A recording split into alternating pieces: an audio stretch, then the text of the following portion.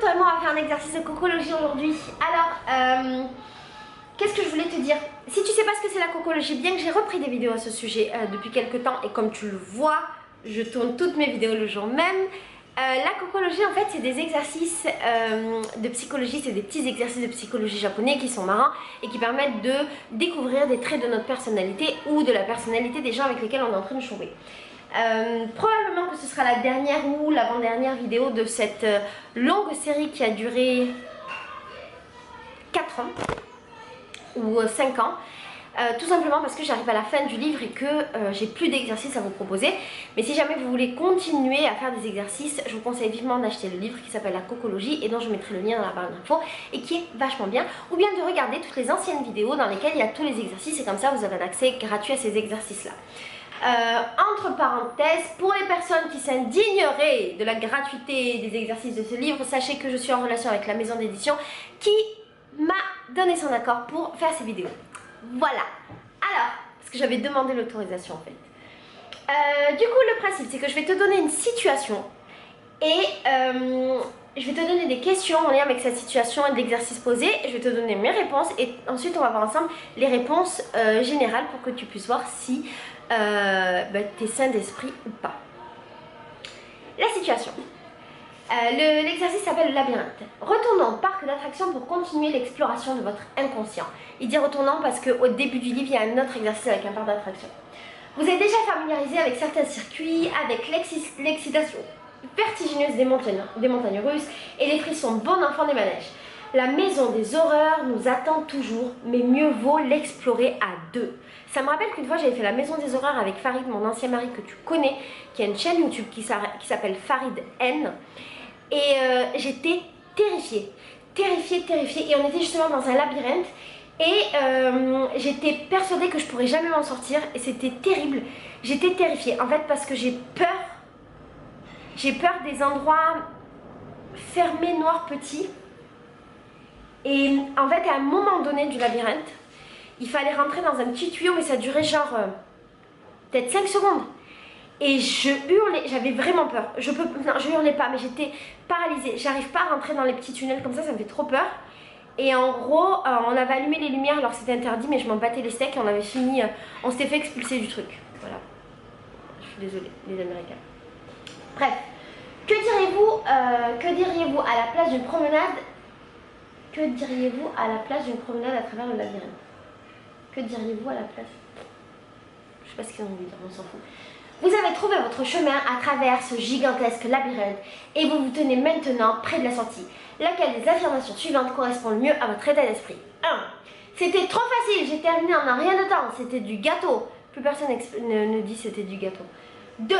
Ça m'a pris du temps pour passer, mais en y repensant, je suppose que ce n'était pas si extraordinaire que ça. 3.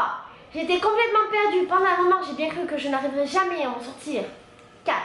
Je me suis joint à un groupe de personnes de l'intérieur et elles m'ont montré comment sortir. Sans elles, j'y serais encore. Alors, je serais plutôt du 2 et du 3. Le 3 parce que je parlerai juste avec ma peur, parce que j'ai peur des labyrinthes. Et quand je suis dans un labyrinthe, je supporte pas les labyrinthes. Et quand il y a un truc comme ça, avec plein de possibilités, j'ai l'impression que je vais jamais y arriver. Et dans ma vie, il y a des trucs très simples que je ne suis pas capable de faire. Et j'ai l'impression que je peux pas, et c'est des trucs très gogol et les gens, généralement c'est très lié à l'administratif, au papier, au machin, aux responsabilités, à tout ça. Et dès qu'il y a la moindre responsabilité au truc que je dois faire, même si c'est un truc facile, et ben je pense que j'y arriverai jamais et je fais l'autruche et j'abandonne tout. D'ailleurs, j'ai quitté ma vie du jour au lendemain et je suis partie faire le tour du monde en abandonnant tout ce que j'avais. Donc je pense que le plus logique ce serait de dire ça là. J'étais vraiment perdue, pendant un moment j'ai cru que je n'y arriverais jamais. Mais par contre après, une fois que je suis sortie, je pense toujours ça. Je pense ah mais en fait c'était pas si difficile que ça. Donc j'ai un petit mix du 2 et du 3. D'accord? Maintenant toi tu vas me dire qui tu es. Et je vais te donner la réponse. Oh c'est long sa mère. Alors, les sentiers tortueux et circulaires du labyrinthe représentent le chemin que vous trouverez pour tout dans la vie. Avec les faux tournants, les retours en arrière, les cul-de-sac. Et l'adolescence est l'époque de la vie où il est le plus facile de se sentir perdu et confus. Votre expérience dans le labyrinthe correspond à la façon dont vous vous souvenez avoir passé les années qui menaient à l'âge d'adulte. Ah, je crois que je l'ai déjà fait. Si on l'a déjà fait, pardon. Si on l'a pas déjà fait, pas pardon. Alors, réponse 1, c'était trop facile, j'ai terminé en un rien de temps. Même si beaucoup de gens pensent à leur adolescence comme des années de tension et de confusion, pour vous ce n'était rien que du bon temps. Vous n'étiez pas rongé par les interrogations sur vous-même ou traumatisé par la pression de vos pairs. En réalité, toute cette expérience était comme une grande fête. Bien sûr, cela peut vouloir dire que le véritable test de votre vie est encore devant vous.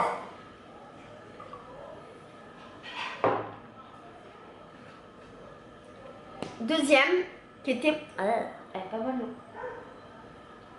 Elle est pas bonne, du Brésil. Deuxième, ça m'a pris du temps pour passer, mais en y repensant, je suppose que ce n'était pas si extraordinaire. C'est ce que je pense en deuxième temps.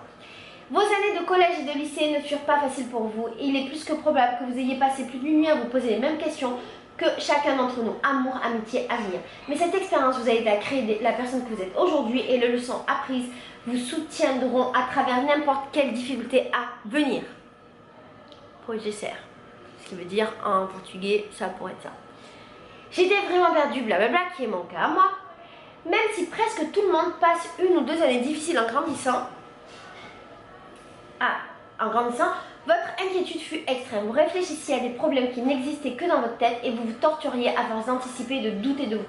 Tout cela peut avoir ajouté du sérieux, de la profondeur à votre caractère, mais il est à présent de vous détendre et de prendre du plaisir à vivre, vous le méritez. Mon adolescence était compliquée. Et si vous avez répondu le dernier truc qui est je me suis joint à un groupe de personnes blablabla, si vous êtes satisfait de votre vie aujourd'hui, c'est grâce à vos amis que vous vous êtes fait et aux relations nouées pendant votre jeunesse. Vous aviez des sujets d'inquiétude comme tout le monde, mais il semble qu'il y ait toujours eu quelqu'un vers qui vous pouviez vous tourner quand les choses allaient mal. Soyez reconnaissant envers votre bonne étoile. Maintenant, c'est votre tour de rendre l'appareil et d'être présent pour ceux qui traversent des périodes difficiles. Voilà, je crois bien que c'est le dernier exercice de psychologie, de cocologie de toute la vie. Voilà, je regarde les autres, mais je crois bien qu'on les a déjà fait.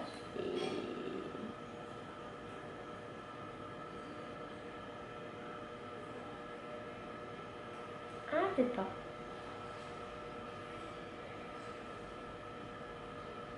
Ah, peut-être qu'il y en a d'autres. Je vais le faire et puis si je l'ai déjà fait, désolé. Voilà, bisous, ciao.